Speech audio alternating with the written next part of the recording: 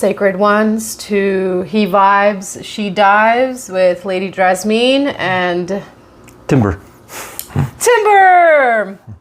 We are so glad to be back here with you again with another topic. We're about to find out what our topic for this week is over our ceremonial cacao. We are opening our circle now. We continue to work with the Mayan cacao. I feel like I'm just brewing this like eternal pot of cacao. Have you heard of those eternal pots of miso? Oh yeah. Yeah. It just keeps building It up just the like flavor. keeps building the flavor. I feel like since day one, I've just kind of been building this eternal pot of cacao that I just keep adding into it. It just like, it's like enriching it even more. I was tasting it when I was making it. I was like, whoa, maybe I put too much cacao in there. So we are continuing to work with the eternal pot of Mayan cacao here today. And we're about to find out what our topic for the week is. Here we go. But before we dive in, how are you doing today? How are you feeling? All right, how are you? I'm present. There's been a lot that's been coming up through this beautiful conversations, and we are recording in advance, even though we are recording live. So it's definitely been really interesting. You know, last week our topic was shamanism, and it's brought up a lot of questions around leadership and integrity for me. So I feel like I'm still reflecting on a lot of what has come up within that. So I'm definitely curious to see what the topic this week is. Me too. Yeah. Me too. Yeah, because I'm still feeling very raw around lots of things that came up last week around leadership and things along that effect. So Well, none of our topics are light. So true. like from the get-go, it's just been Right, and we're not light beings either. So I feel like not only are we talking about these topics, but we're also like being asked to look at ourselves and how we embody or not the various topics that are coming through. So thank you so much for tuning in, for being here. If you are new, welcome. Thank you for joining our little E-tribe here. And if you are returning, thank you for continuing your journey with us. It is such a gift to have you here with us. So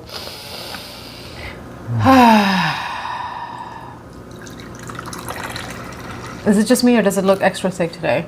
it does. It looks delicious. I don't know about you, but I think this hard medicine is what my soul needs right now. So Yeah, it is called. yeah. So if you don't have a drink and you want to get a drink, I invite you to pause the video right now, get yourself a yummy drink, and let's drop in with 3 breaths, inhaling through the nose, exhaling through the mouth.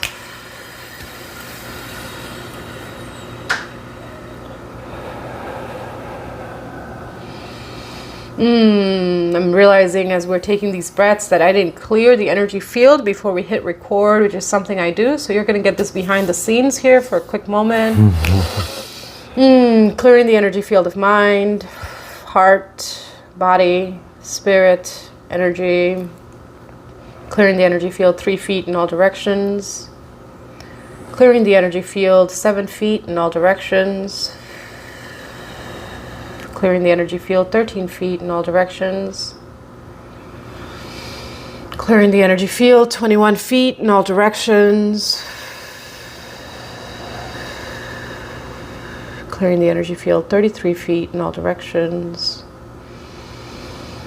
Clearing the lines of communication between Timber and I, that the messages be clear, concise, in accordance with the highest good. Clearing the energy lines between us and the recording, the internet, so the messages reach you with ease in perfect divine timing and received and integrated with grace. Welcoming in the medicine of cacao, the guides and elders who wish to be present here today, our highest selves. Clear of mind, centered in body, rooted in heart, grounded, anchored in spirit. Welcome to the circle.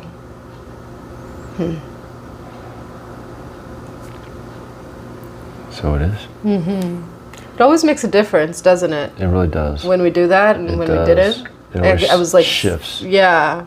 It's fascinating. It is. Especially as you go out further, like the 3 feet and the 7, and like when you hit 33 feet, it's like I can feel that like spaciousness. Yeah.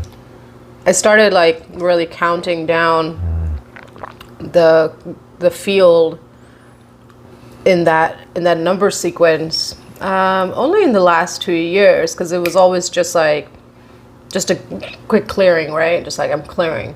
But when I started adding the multidimensionality of space in numbers, I could really feel like my wingspan could just like breathe and stretch out, even if I was in close proximity with another. Well, it makes sense. Even if you're doing breath work, the more you do slower, deep breaths, the deeper you relax into it, and the more you're able to get deeper into it. So it makes sense that you're giving it intentional energy, the space, and allowing it to breathe and expand on its own. Kind of cool. Time and space, such constructs they are. Truths. Truths. So let's find out what our topic for this week is. So I chose last week. Oh, my turn. It's your turn. We're about to find out. Oh, this makes me nervous. I love it. More cacao for you.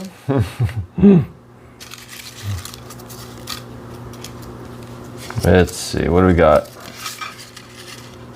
Interesting. Time. Time. Wow, okay. This is an interesting topic. It is. What's coming up for you? I'm curious where to even go with this. Yeah. Because time represents so many things, and time eludes me all the time. My mom always said I will be late to my own funeral because I've never been able to like tap fully into time in the 3D. So it's like I could leave 2 hours early and still be late somehow. It's always been that way, and it drives me insane. And it's like I'm argued and try to connect with it my whole life, and it's just always it's just never. I wonder if this is the reason why and it's interesting because you picked the topic, right? You picked the topic today. Apparently. So it's like, it makes me think about like, why is this topic coming up today of all days? And I couldn't help but chuckle when you were talking, because you showed up like almost a half hour late today for a time scheduled meeting, and you know, you're Sagittarius by nature, and I've learned through my experience with certain humans and studying astrology to give Sagittarians space, because that's what they need. But time is like, what dimension of reality is that? Would you say it's the second dimension before we go into the 3D? Oh. Right? Because it's one of the ancient primordial things that run, that move through here, whether we realize it or not. Right, because like when I think of time, I immediately go into like, how does time play in the multidimensionality of being, right? So like first we have the void, which is everything and no thing. And then we have space. And then we have time. And then we have matter, because you need both space and time for matter to form. So, I find myself stumped. I'm almost like, what do we talk about when it comes to time? Let's talk about like, maybe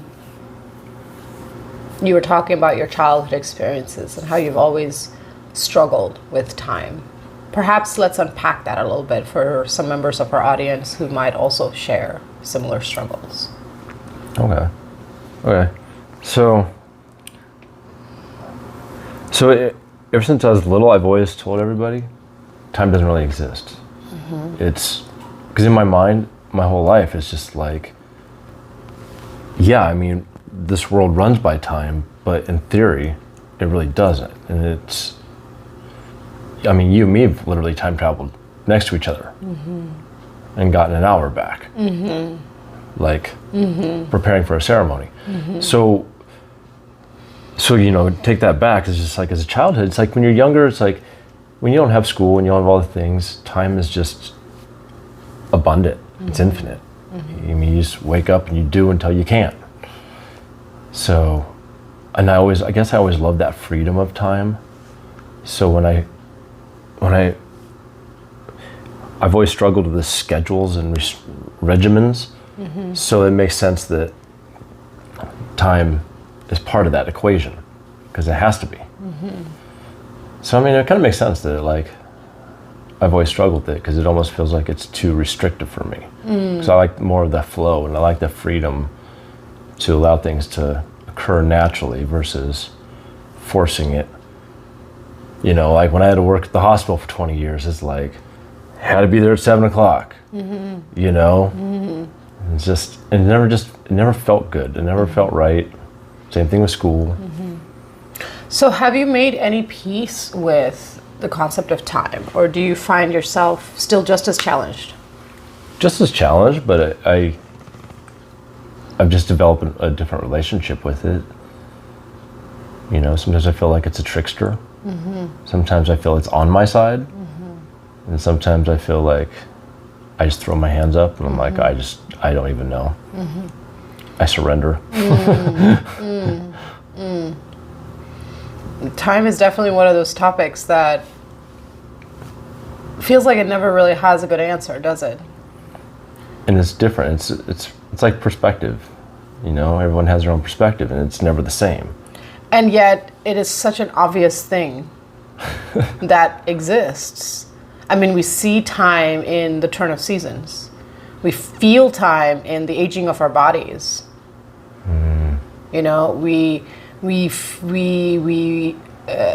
experience time in the repercussions of choices made or not made, right? So it's a very real thing, and yet it's not.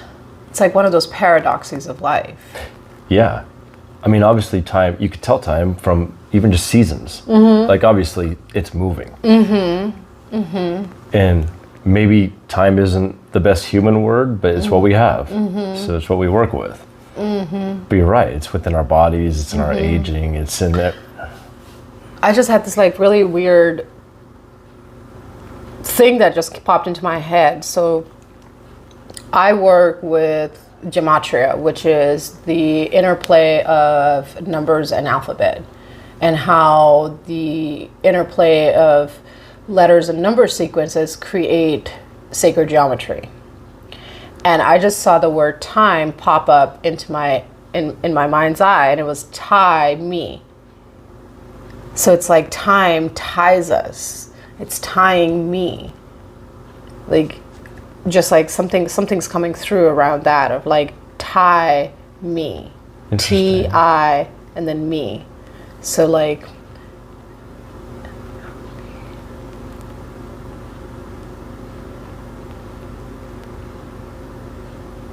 so tie, the gematria for the letter T is 20. I'm gonna need to reflect on that, but that'll be for your separate video. That might be for my own separate video, but I'm like, that should be a really good one for that. I'm like seeing the gematria of the word time right now, and I need to get a piece of paper and like draw it out.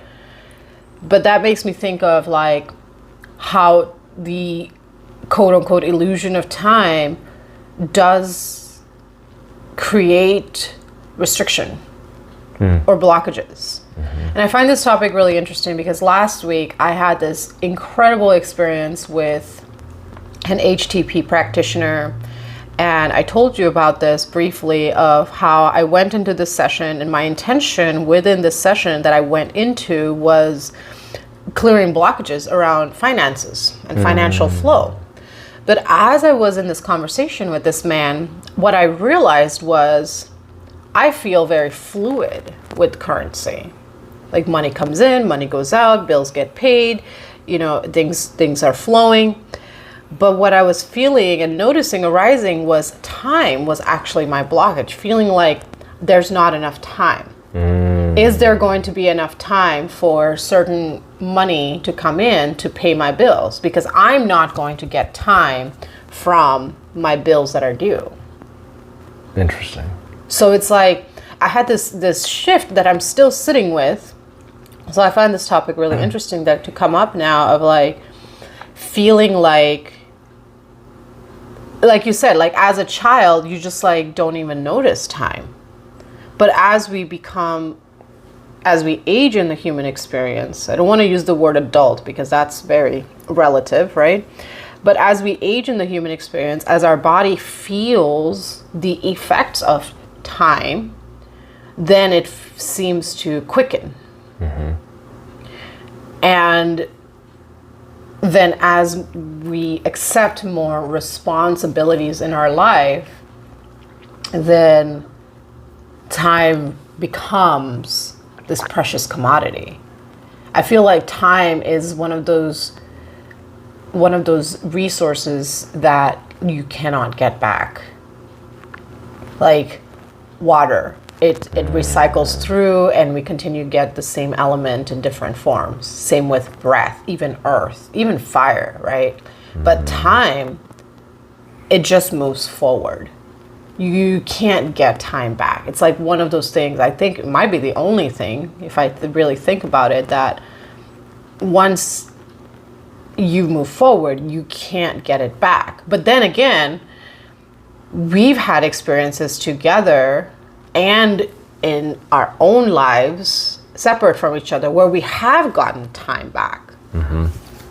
So how do we reconcile the human mind and how do we create more of those opportunities? And that's more where I'm interested in, is how do we create more opportunities to quote unquote gain time back without fucking with the laws of God and nature?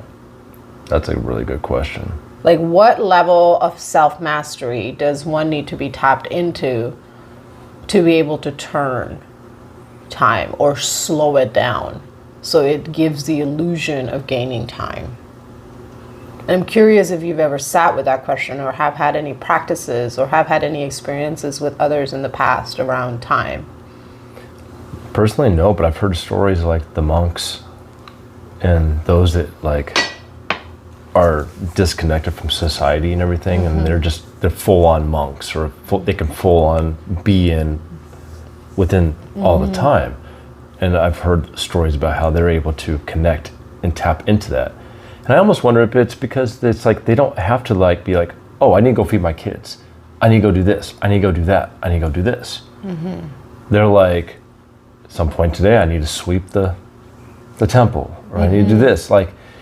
So it's not like, I almost feel like you almost need to detach from, but how do you do that as a human in today's time, especially with all the things that we need to do to survive? How about yourself?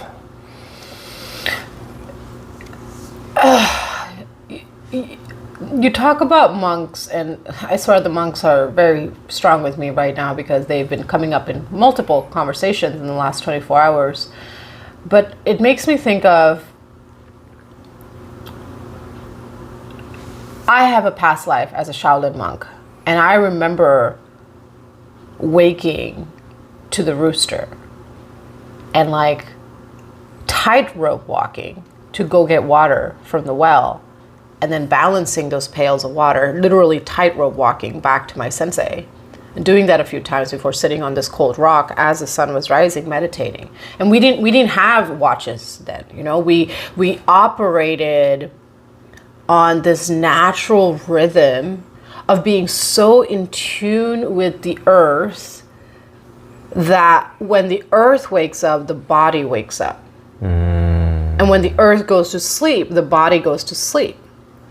And I feel like, you know, we just had a few days ago the Lunar New Year, and the current construct of time is just completely fucked. Okay, we have a Gregorian calendar, which is 12 months, which is just like not even in alignment with the 13 lunar cycles, so the 13 months that we ought to be having. So that's just completely thrown off. I mean, to have a new year in the middle of winter is just like, any person with logic could look at that and be like, this doesn't make any fucking sense, right? So we don't even actually know when the true new year is. My intuition, and based on the seasons and how my body feels as a woman who has seasons every month, is like the new year happens sometime between the Lunar New Year and the spring equinox.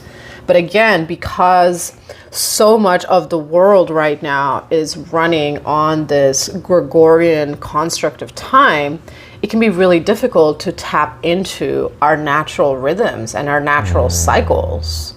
And then there's that pressure of showing up and performing when we don't want to. Like it, you know, you worked in the medical field for 10 years. I worked in the medical field for 8 years. I had to be at the hospital at 4:30. Sometimes I worked 18-hour shifts. And I remember like needing to eat lunch at 3 a.m.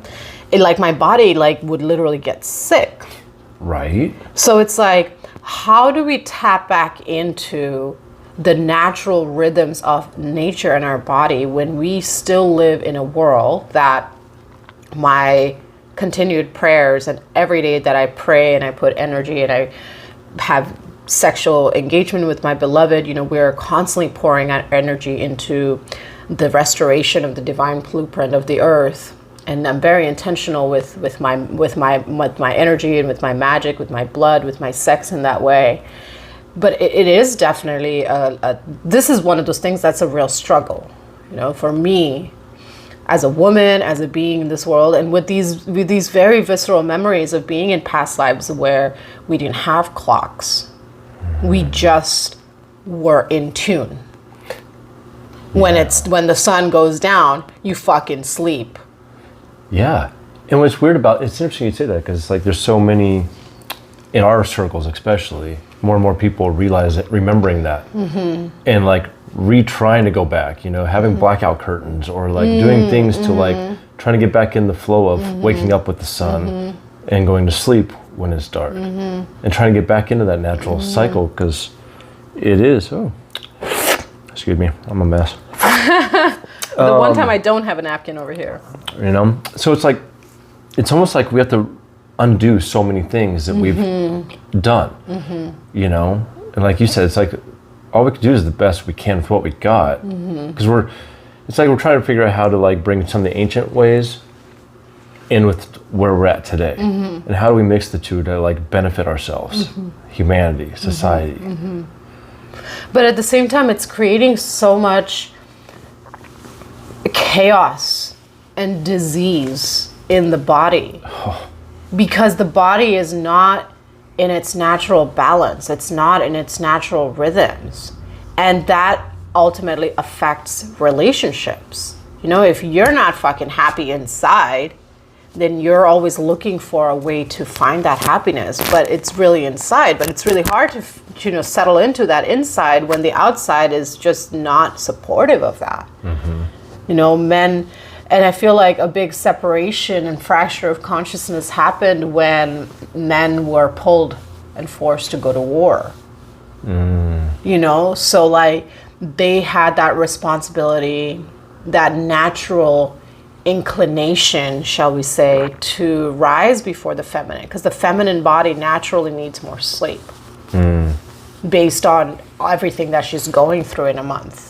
When she's developing, when she's menstruating for 30 some years, and then when she's postpartum and going into her crone wisdom years, which is another 10, 20 years to really like integrate into those medicine wisdoms.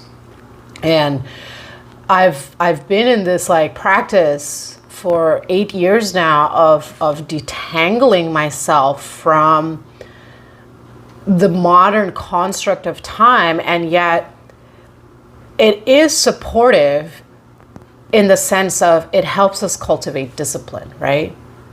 By creating schedules, by creating routines, by creating structures, then I feel like that brings in the thought of time as a masculine energy. Because time provides structure. Time creates opportunity for discipline. If we set goals for ourselves and we strive to reach that, then that's that masculine energy of provision. But it's a very different kind of masculine energy than what one might be used to, right? Like, because we think of masculine energy of a physical body, a penis. You know, people are like, oh, man, penis. That's not necessarily always true, because we all have masculine energy. But outside of our inner masculine energy, there are definitely forces in nature that also support us. And of course, some could argue that time is feminine, time doesn't have a gender. We're not here to talk about we're not here to genderize time. I'm simply offering my perspective of how time has helped me create certain structures and disciplines that have helped me advance in my life to arrive at a point where now I have the freedom, but it has been a very fought and hard-earned freedom, which is just really absurd to me because that contradicts what the nature of freedom is, to have a life where when I am in my seasons, I can have more rest, but I'm still impacted and I'm still breaking through multi-generational, multi-dimensional programming around time. You know, you talk about struggling with time growing up. I remember always having a schedule growing up at 4:30, reading my scriptures to my father. At 5:15, I'd go get the milk. At 5:30, I'm home getting dressed. At 6 o'clock, I'm waking up. I had very regimented routine growing up.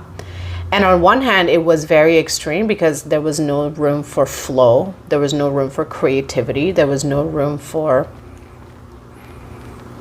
being a kid, so to speak, being in that space of freedom that you talk about.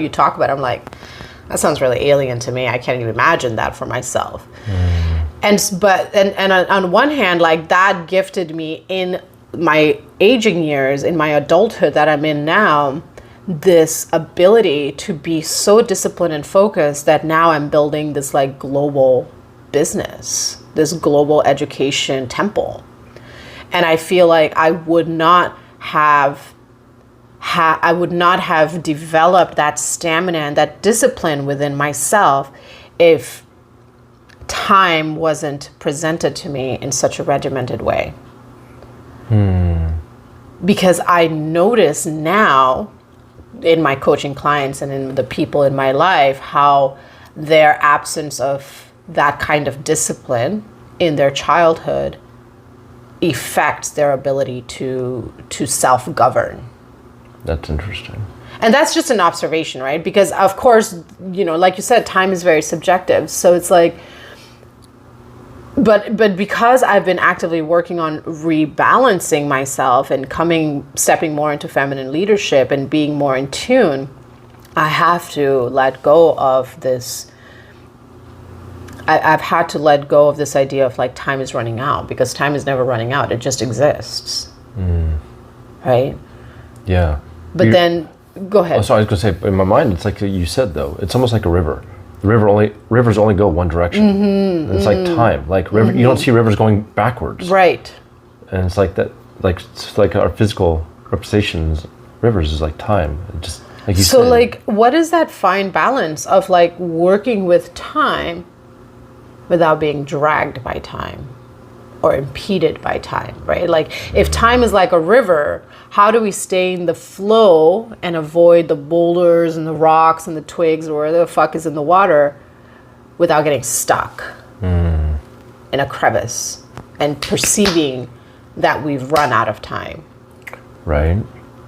I think it's kind of like what you're talking about. It's just trying to find that harmony. It's where it's if you're in two extremes, if it's too extreme in one thing, like you said, there's not room for flow, for creativity, for things like that. But if you can try to find harmony to where there's room to breathe in between things in your day-to-day, so you allow yourself to breathe, to allow spontaneous things to arise, but yet still have your time frames, your discipline, and I don't know. Harmony is all I could think of, is trying to find, and it's different for every human being. Yeah. And their realities, what they're experiencing. Some people have kids, some people don't. Some people have this, some people don't. Some people need assistance, some people don't. Have you ever had an experience where time revealed itself as something that is integral to be accepted as a part of the human experience? Does that question make sense? I think so. I'm going to let you answer first through that, though. Okay, so like as a child, even though I was raised with extreme discipline, and I have deep gratitude for my father and my mother for the teachings they imparted, their methods, not so much. Could use a lot of work. But what they offered me and taught me helped me so much in my life. I mean, I was pre-med. I wanted to be a neurosurgeon, and I was going down that path. And I always had this perception, and this is part of like that ignorance of youth, which is really wonderful until it's not, of I have all the time in the world. Because what a gift it is to be alive. And then my brother died. And that for me was like a visceral experience of my illusions shattering of actually I don't have all the time in the world. Actually, while time might be eternal, I am in an hourglass. I am in a sand glass. And that time is trickling. And I'm at the bottom of this hourglass, and the time is just pouring down on me. And now it's like filling me. My time is filled with memories. Like my measure of time is the memories that I've created, right? Like that's how I'm able to measure time. Like, oh, in my X amount of years that I have lived, these are the X amount of memories that I have, and that is how I'm able to measure time, right? I have accomplished so much in my life up to this point. Have I used the time that I have been given wisely? It's almost like I have this funny visual, and this could make a great children's book someday, right? On time, of like, what if we all came into this world in an hourglass and the sand is time, and we've already been pre-measured? You know, even though we have the gift of free will and we can delay, so to speak, the aging process, do we actually have free will if we don't have any control over the amount of time that we have? Or if we have that perspective and understanding of we have limited time, do we then, I don't like to use these words, but these are the words that are coming to mind, of like, do we grind and hustle to make as much as we can in that time that we have? Or do we just say, okay, well, this is the time I have and I'm just going to be free flow? Right? And then I think of the word that you said, harmonize. It's like, well, what's that fine lines of how much do we take of this time? But again, like water and sand, some will inevitably slip through our fingers. We can't hold on to all of it. There's time that's gonna just go. And I've noticed when I am with high level spiritual beings such as you and other magicians and priestesses in my life, and when I'm with my beloved, like, it's like the sand is just sifting, falling through my fingers, and I can't seem to hold on to it. And it brings up this anxiety of like, fuck, I only have so much time, and it's just like dripping through my fingers, but I'm enjoying it. And there's like this simultaneous guilt, this ever-present guilt around, am I using this gift, this limited gift of time that's not endless, because of that experience, that earth-shaking, soul-shaking experience that I had of like, my younger brother wasn't supposed to die before me. I was supposed to outlive him. You know, I was literally walking out the door to go to the passport office to surprise him, because he lived in another country, when I got the phone call. You know, so I had this perception that I had all this time in the world, and then all of a sudden I realized that I don't. And so for the last several years, as I've been going through my grieving journey, I've been going through this like recalibration of like, well, fuck, I don't have an unlimited amount of time, and I have all these dreams and goals that I want to put forth into this world, and I have so much. We all get 24 hours a day, right? Regardless of whether we believe that time exists or not, we all get 24 hours a day. So it's like, what do I do with my 24 hours a day, and who do I fill that time with? What are your thoughts on that? Well, it's like, I don't know about you, but it's like, in the last couple of years, I've been working on being more in the present moment. And so, like you said, because it feels like sometimes things are falling around and moving so fast that all I have is the present moment. Anyways. And just trying to just like fully be present. I'm consciously always working on making eye contact with people I'm talking to. I'm trying to like be present. I'm working on my mind, not just going all over the place, but being present. And, you know, I can go back to the monkey mind after I'm not with somebody. Because like you said, because it goes so fast. You know, it's like, you know, my son's 24 and in my mind, it's like he was just a baby. And I'm like, and it went that fast. And so I'm always just trying to just be present as much as I can. Because this time's not something I can control. I'm so glad you brought that topic of presence in there, because that is also part of like being embodied in our highest self, is being fully present with all that is arising in the moment. And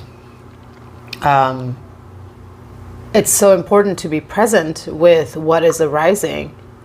And yet I also feel like it is equally as important to cultivate that spatial awareness, that even as we are deeply present in the eternal moment, because that's all we have is the eternal moment, right? The future is just like thoughts that we have in the now about what might be, and the past are memories. All we have is this now. So are we in the present, or are we in time recording itself? It makes you wonder. Like what you were saying earlier, like, can you imagine if like we had a watch that was like on our body that had the time of when we were supposed to die? Right. Like, so we were always consciously, like every day, like our whole lives, we're like, oh, I have this much time. Because like you said, the whole free will thing, it's like, you know, when it's our time, it's our time. Yeah.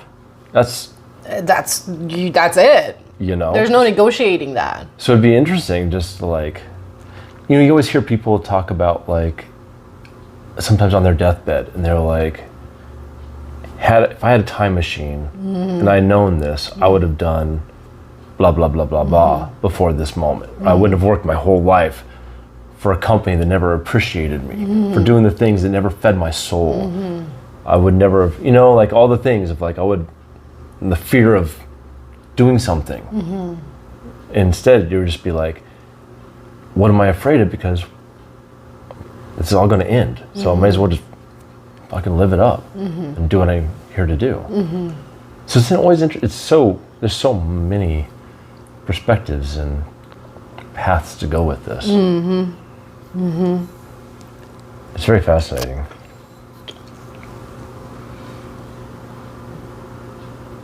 Yeah.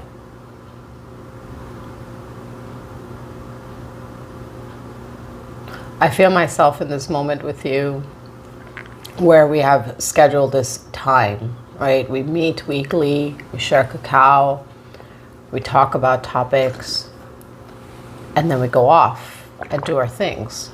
And yet when we meet, it feels like we just saw each other. Right? Agreed. And so like, that makes me think of how present are we with self, with what is unfolding, that everything feels like it's happening all at once. And yet it's obviously not. But if I may ask, is that because we see things in multi-dimensions? I wonder if 20 years ago, when we were both more in the 3D, if we would have thought that. You know what I mean? Because we're seeing things in so much more of an expanded way now than we did before.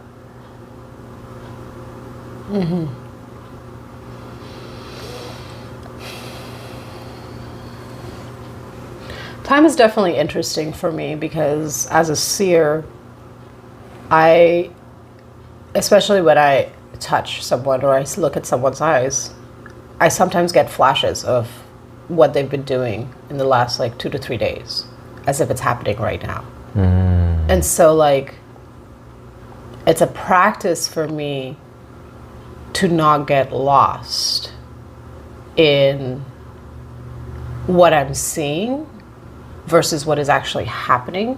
And sometimes it's difficult for me to know whether what I'm seeing is in the past or something in the future. That would be tricky. That hasn't yet happened. And how do I use the power of my voice to speak into what is relevant to the moment?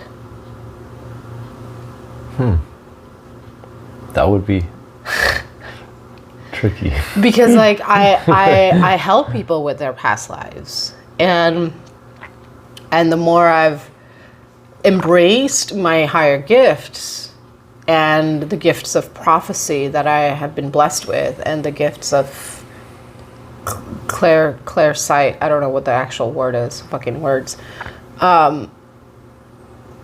It definitely, you know, it makes me think of people who, okay, perhaps a little bit of a tangent segue here, but like, you know, attachment styles, and how one of the attachment styles is being frozen.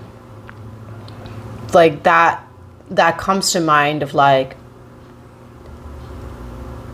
being frozen, but also continuing to do in life, right? Like time is just going to continue to spin. Like after my brother passed, like time just continued. I felt frozen for 3 years, and there's parts of me that still feel frozen. But time doesn't freeze. So it's like this reconciliation of the mind around how do we unfreeze, stay present, and not get lost in what is quote unquote not present, but that one can see and feel so clearly and viscerally that someone else in the room might not feel and see. That's a good question. I don't see like you see, so I'm curious about your perspectives, right? Because for me, it's a very different way of seeing the world.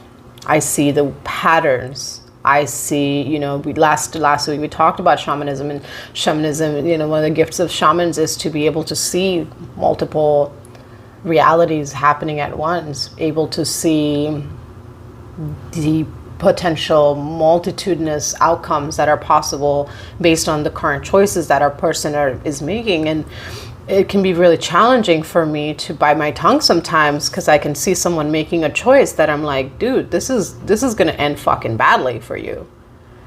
And I have to just shut the fuck up, because they are in free will.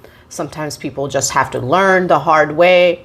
And as someone who's so highly empathic and who cares so deeply for the people in my life, you know, that's created some levels of freeze within me where time reveals itself to me, and yet I am tongue-tied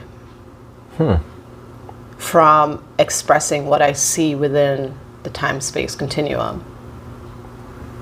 So how do you, like, okay, so you talked about being present, right? You talk about being in the moment. How do you balance the real 3D world that we live in and occupy right now, and engaging with other humans who are still mired in time, or who still have obligations that are time sensitive?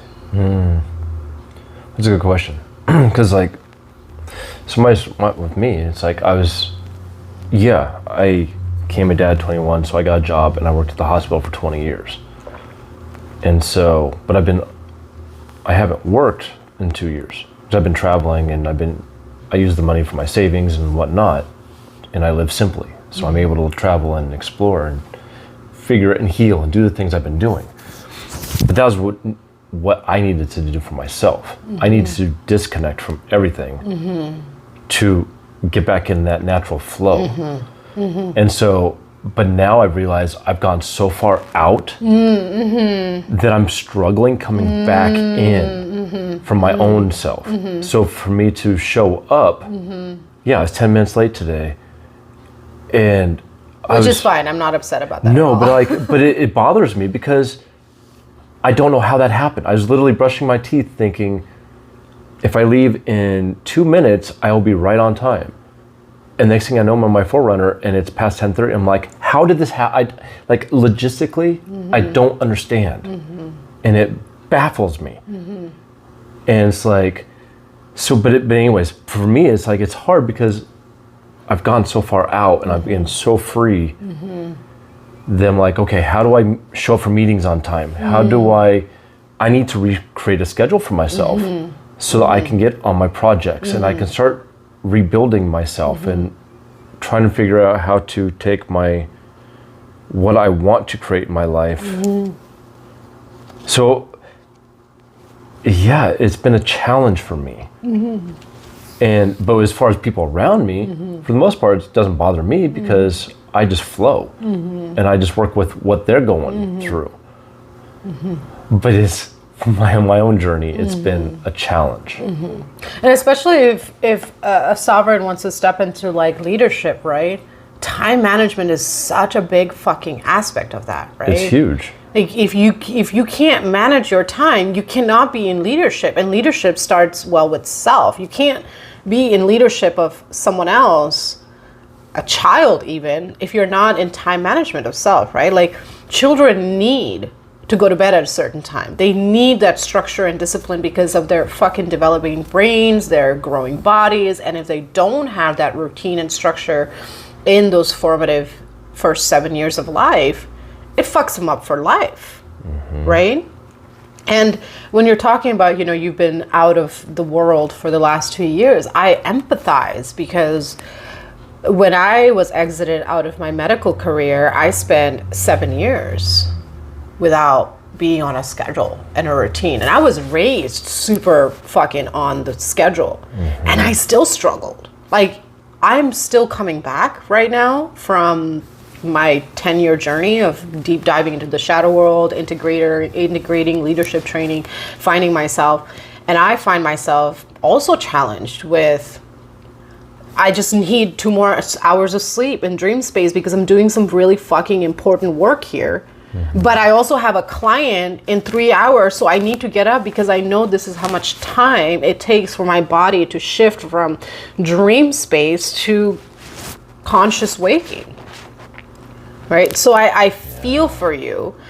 And I feel like this is one of the struggles, and this is what creates that bypassing in a lot of the spiritual community of, let's just ascend into the 5D and fuck the 3D. But we can't because we are literally physical beings. We are literal 3D beings. We have to, and I feel like this is part of that mastery, we have to make time not our slave, but like we have to make it our ally. Yes. But also give it its freedom. Like it's like that partner that you're in a relationship with, like a child, where you're just stuck with it for life. It's almost like having a conscious relationship. Yeah. But with time. But with time, like it's like we're all of us are in polyamorous relationships, whether we like to think of it that night, because time is like, we got to work with time to have a relationship, to have a business, to have our own fucking personal lives. And as my legacy has grown and expanded over the last few months, like I've had to have some serious conversations with myself over the last week. And, especially since that topic of shamanism and leadership came up, of like, am I using my time efficiently? And I realized that I wasn't. I had to sit with my own like delusion around like, oh, I thought I was doing all the fucking shit right. Come to find out, no, actually I was leaking had big ass energy leaks in a couple places in my life. So it's like something that helps me is like having alarms. But then again, like if you have an alarm, you need to honor it that first time, because studies and science has shown that if you keep hitting snooze, it weakens the brain and the ability to have memory and retention. Interesting. So there's that aspect of how do we use the tools that we have in today's world without creating more damage to our already damaged psyches that are damaged because of multi-generational trauma, because of societal conditions, because of life experiences in this life. You know, there's so many moving pieces, and I love that you brought up that struggle of like returning to the fucking human experience after spending years in exploration, after spending years in discovery and study. And I just don't need to have a phone. I did not have a phone I literally did not have a phone for 4 years because I didn't need it. I was like, fuck you, fuck time, fuck, you know, discipline. I was like regimented as a child. So I went through a rebellious phase, and now I'm having to reconcile that actually some of that shit is really fucking important. Right? If we want, like, if you just want to be a vagabond in society and you just, you know, don't feel like you have a sense of responsibility to self or the world, that's a different story. But I feel like our channel and who, you know, we're speaking to each other as leaders, we're talking to people who are stepping in leadership or are in leadership, whether for themselves or for their families or communities. Like, we have to work with time, right? We could sit here and talk for hours on any given topic, but we have to give it a time frame to both respect our time and to respect the time of the people who are tuning in. Agreed. Right? Yeah. So we would love to hear from you. We really would love to hear from you of what is your current relationship with time. Because it sounds like, correct me if I'm wrong, but what I heard you say is your current relationship with time is recalibrating into the human experience after years of being in the God realm, so to speak. Yeah. My current relationship with time is claiming some more time for myself, because I have spent the last 8 years pouring into the foundation and the networking and the roots of Drasmin DreamWorks, where I don't really have creative projects anymore. My spiritual disciplines that used to be 6 hours a day are like a half hour a day now. And it's been really hard for me to feel at peace within myself, especially for the work that I do, because I'm not spending as much time in devotion, because all of that time is going into doing all the things for the business. I'm a one-woman team right now. I'm the CFO, I'm the CEO, I'm the social media manager, I'm the writer, I'm the auditor, I'm the, you know, I'm the event coordinator, I'm the event planner, I'm the event host, I'm the ceremony lead. Like, I have all these roles to play, and that's just in my legacy. I'm not even talking about like the sisterhood where I'm responsible for checking in on 13 women every single day. You know, I'm not talking about my own personal habits and routines. So I'm finding myself in this place of like, my life has expanded, yet the amount of time for that expansion is still the same. So how and where do I delegate to still get all my needs met, honoring other people's time, and also not placing that expectation on others? Because that's the other thing, right? Just because I can do something in a certain amount of time in a certain way, well, I've had lots of experiences to hone my skills and get it done splickety-split. But that might not be the case. So like giving grace as well for someone else to have time to catch up to that level, to learn that skill, to master that, to be able to like quickly get to it the way I do, right? And it's like, it's just so interesting how time is both our ally, but it's also one of our greatest teachers, because time has been one of the things that has humbled me. Grief and time have been my greatest teachers of humility. And yeah, definitely a very interesting topic to come up today, because I've definitely been meditating on time heavily, especially since my session last week of time. And then I know that you're not into the scriptures, but this Bible verse came up, or this video came up on my feed the other day, and it was talking about a scripture in the Bible. I don't know what particular scripture it was, but it said something to the effect of, God always gives time back to those who are loyal and worthy. And it makes me think of experiences where I have been in such deep presence, like with you, with that ceremony, like just so in it, that we gained an hour. Right? So it's like, as we go in expansion in our lives, whether it's in leadership and community, whether it's having a family, you know, whether it's something in between, whether it's a combination of both, I feel like time, the last thing I want to share before we start winding down, is time provides us an opportunity to assess every single day what we are most loyal to. And that can be really challenging to look at sometimes, because there are things we would like to be loyal to, and then there are things that we have to be loyal to, that we have to take care of. Right. Like, I would love to just spend 6 hours a day in meditation and working on my arts and crafts and projects. But I have made vows to my community and to God, Goddess, to show up in leadership roles that I've never asked for. They were always just given to me.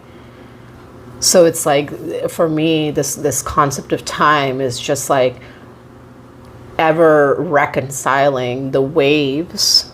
And I think of that river analogy of like, when I meet those boulders of shame, of guilt, of not having enough, and are those really there? Or it's just that humanness that feels compressed because I have been to the God realm and I have spent so much time up there, and those 7 years felt like a fucking eternity for me. I was able to recollect so many past lives and so many gifts and wisdoms that might take, you know, someone years, even longer, right? Because I feel like I just stepped into that space of just absolute devotion to my higher gifts, my higher calling, that I received time, but it still was just 7 years. Right. Right? Like, you have grown exponentially. Even in the last few months that I've known you, I've seen you evolve and grow, but it's only been 3 months. And in that same measure of time, I've seen other people go further down the drain or just not fucking move forward in their life at all. Yeah. It's true. It's true. And like I said, I have no idea how to move forward and come back. I don't know how to do all the things that I feel like I need to do or supposed to do, but yeah, time's just, I'm definitely gonna be sitting with this in a different way. Yeah, I'm so curious to see like what your individual channeling on time is. And I'm also going to sit with this before I record my individual video. So tune in next week to hear Timber's unique perspective and wisdoms and channelings on time. And then the week after, I'll come in and share what comes through. So how do we close today's conversation around time? As a sovereign, as a leader, what counsel would you give somebody who might find themselves rather in this position of transition with integrating the God self, the 5D, the non-attached to the very real reality of this body that, you know, you poke it, it hurts. But if you're in the 5D and I do this, it won't affect you because you're spirit. Right. For me personally, it would be, I would suggest like basically I'll say what I tell myself all the time, is to have grace, to have compassion, to not compare myself to anybody else, because everyone's on their own path, their own time frame, their own timeline, their own contracts. So I have to honor where I'm at, and I have to use discernment from guidance and perspective, or things around me being told to me, or I hear, or what I'm experiencing.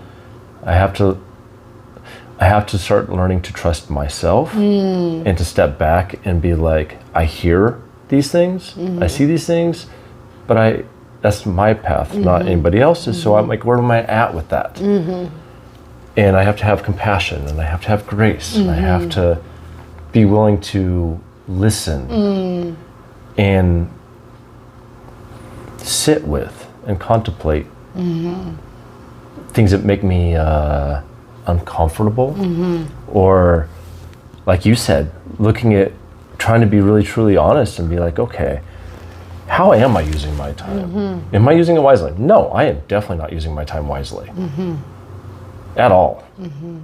And that's part of my struggle. I mean, most of the time me making it to the gym is like a win for me. And I'm like, how the hell did I used to wake up, work 10-hour days, take care of my kid, help my ex-wife, mow the lawn, do all the things, and everything over and over and over again. And now I can barely get my fucking ass to the gym. Yeah, and I'm like, what the actual fuck? And so that's where the grace comes in. And that's where having that compassion and just being like, but at the same time, being like for me, I'm like, where's that fire? So I can so that I can step into that more of that leadership role. So I can step into my potential. But it's like, I also have to realize that you don't just wake up and be like, I'm gonna run 13 miles today. Right. If you've never ran 13 miles. Right. You know what I mean? You'll be lucky if you run 13 minutes. So me going to the gym and doing all these things and starting on these projects is my way of getting myself back into those realms. What I'm hearing is setting achievable, realistic goals. Yeah. And working towards that every day. Yeah. My goal is to actually build a strong foundation this time, and not just be like, I want to be in more thriving foundation building mindset instead of just surviving, being like, oh shit, I have to. Because I've lived my whole life that way, and it has not served me. So now, in knowing what I know, I'm like, how do I bring this new vibration frequency into my existence? So I would share that with anyone that sits with me. Thank you. Yeah, there's a couple things you said there that I feel are really poignant and need further spotlighting. First, you said, really shifting from surviving to thriving. And I feel like that's not just this lifetime course of soul work. It's breaking patterns, multi-generational patterns that are rooted in the DNA, that are rooted in the mind. And this is why it takes years. As the older we get, the more quote unquote difficult it is, because the patterns are so fucking rooted in. When you look at the brain of a baby, it's just like putty. There's not a lot of lines. It's very malleable. It's loose. They tell you protect your baby's head because it's really fucking delicate. Yeah. But then as we make choices and we make the same choice again and again and again, we create ruts. And there's a modality of psychology called EMDR. I can't remember what it fully stands for, but EMDR is a model of therapy that was designed and developed specifically for veterans, and then realized it could be used for complex PTSD. And it's what changed my world. And what this EMDR does, it basically comes in and paves those rutted pathways, so you don't just automatically go into that response system. And I use EMDR in a lot of my sessions and coaching clients, not in that traditional sense. I use it in a shamanic perspective. But I love what you said about, you know, giving yourselves grace and compassion. And as you were speaking, I couldn't help but think of like the seed, right? Like the seed has its own wisdom. It knows when it's time to extend its roots. It knows that it's going to bear fruit, and it trusts the seasons and the support around it. And it's going to bear more than one fruit, right? It's not just one fruit. So it's like, I'm thinking about the seed of your soul, the seed of your consciousness, and how many fruits you have already borne and have ripened and have been released. And now there's new fruit that's budding, right? And it makes me think of a teaching of that I received from one of my elders years ago when I was like working through like, I need to just feel better. Like I remember saying this to her, I'm like, I just need to feel better now. I'm not going to be okay because I don't feel better. And she looked at me and she said, what if the fruit of your emotion is not ready? What if the fruit of your emotion is to not feel okay? Right? And so that makes me think of what you said of like, we just have to allow the process, but we also have to, like you said, use discernment to not get stagnant and complacent in, well, I just feel like shit, so I'm just going to feel like shit. Well, that's okay to a point, but then you have to know when you really got to kick yourself and move forward. And that grace and compassion is really key on that. And you know, I would say the same thing, you know, even though you're in a different space of recalibration with your life and your energy and your time, I would say that that same wisdom piece applies to me, of having grace, not just for myself, but the people that I'm working with, the people that I'm engaging with. And perhaps an invitation that I would like to put out for the both of us and for our audience is, can we begin to look at time as a frequency that is measured or that is looked at by memory, instead of looking at it as numbers. And this is an invitation for myself as well, right? Instead of looking at time as numbers, instead of saying, oh, when I was 19, I did blank, you know, perhaps, or, you know, for example, when I was 21, I had my son, perhaps looking at it like, when I had my son, I was in greater awareness of my time management. And now that I don't have my son in my life, what can I bring into my life that also helps me with time management? Like for me, the example that I would use is like when I was in college, doing pre-med, working my hospital job, had a full-time relationship, you know, I was making enough money to pay 3 times of what I pay for rent here and more. So it's like, now what is same and what is different, that's asking for a deeper recalibration. And that's kind of where I'm sitting with this concept of time. Instead of looking at like, oh shit, I'm 36, my fucking eggs are gonna dry out. It's like, I am really fertile in my life right now, in a way that I wasn't as fertile when I was in my 20s, because I wasn't fully developed. So it's like beginning to look at time and rewrite the way we speak of time. And this is my, you know, you were talking about having grace and compassion with self, allowing the seed of our soul to mature and reveal its fruit, using discernment of when we need to just chill out, when we really need to push. My invitation is to look at time and begin rewriting the way we speak of time, instead of, oh, remember when I was so young and fearless? Well, you're still young and fearless, right? And you might not be able to bounce back as quickly if you fall on your knees, but you're still young and fearless, right? And beginning to look at time, and this is where I'm at. So I'm still finding my words around this, of like looking at time as a measure of, where am I in obedience and where am I in obligation? And is that in resonance with the direction that the river is flowing? With, you know, within the spring season, I would like to cultivate and develop XYZ. What are my immediate action steps? Setting those realistic goals for self.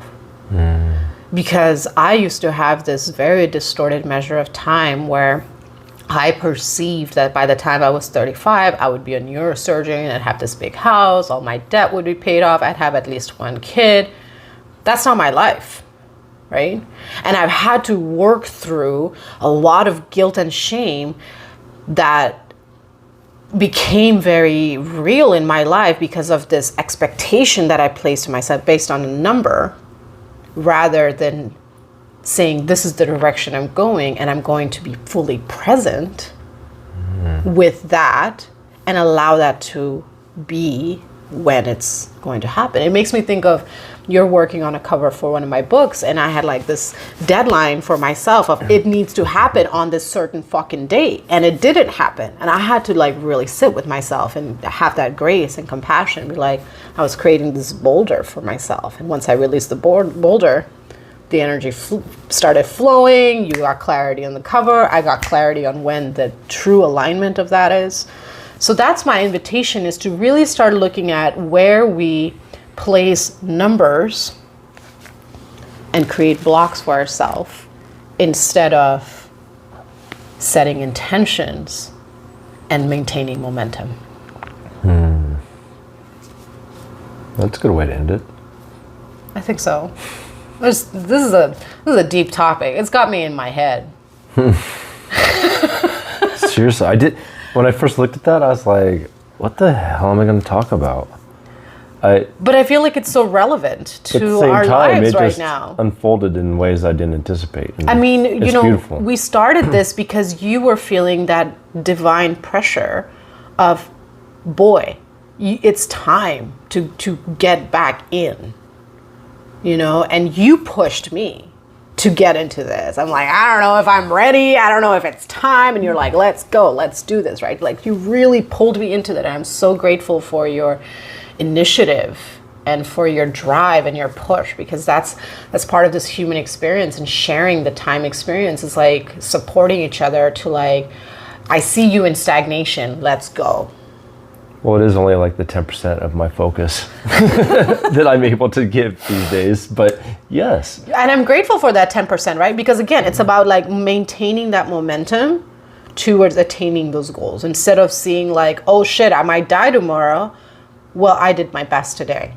Yeah. And that's enough. And it's nice because it's like, it's a weekly, like, so it's like, this is me working on a schedule. Right. But so you're being gentle with yourself, and you're working with your pace, and we're not like posting immediately. So like, if we need a little break while we recalibrate and those triggers and whatever doubt, worthiness, shit comes up. Or life, we have grace. We have created space for grace to work through that, but still honor this commitment. Yeah. So again, like, that grace is so important, and just continuing momentum, right? Continuing momentum, and also like aligning with people that empower you and encourage you. Yes. I feel is another key into how we make time our ally. Agreed. So thank you for being our allies today in this conversation. Once again, it has been such a pleasure to connect with you on this very interesting topic. I think this was one of the last topics that we threw in, just like, it's a silly one. We're not, of course, So, yeah. I feel expanded, and I also feel like seen by the divine with this topic coming up of, they're like, we see you're struggling with time. And it's okay. I feel like that's the message that I was getting. Like, it's okay to be uncomfortable with time. It's okay to feel like life's a fucking mess right now. And I feel like it also humanizes us because we have spent so much time in the God realm. Yeah. And this is an opportunity for us to reflect on our humanity and find that connection point with others, because we're all operating in this time frequency. Agreed. Well said. Thank you everyone for joining us today. Thank you for those who are new. Thank you for those who are tuning back in. We would really love to hear from you. Comment down below, like, share this post with your audience. Your engagement helps us grow, also helps us stay motivated. Truth. We're going to be honest about that. You know, sometimes we're like super excited to show up, and I was not feeling very excited today, but I'm really glad that I pushed myself to show up and that you encouraged me to show up, because we're in this human experience together. Good job. Thanks. Here we are. Here we are. And we were learning how to embrace the hot mess. Oh, God. Yes. Embracing the hot mess. That could be the last invitation for our audience. Can you give yourself the grace of 5 minutes today and for the next 3 weeks while we continue to unpack this conversation and topic of time, to just sit in the sacred mess of your life exactly as it is and appreciate how far you've come and also the chaos that you might be in? Yeah. I feel like we don't give ourselves time, right? We don't give ourselves that spaciousness to just sit with whatever life is in that moment. To learn how to be uncomfy, or how to be comfy in the uncomfy. Right.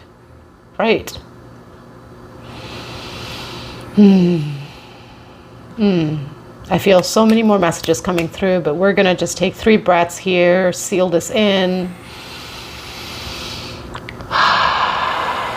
Thank you to the cacao for softening our hearts so our minds could speak freely. Thank you to our guides who are here with us, loving us in our humanness, helping us restore the divine blueprint within ourselves, for each other, for our world.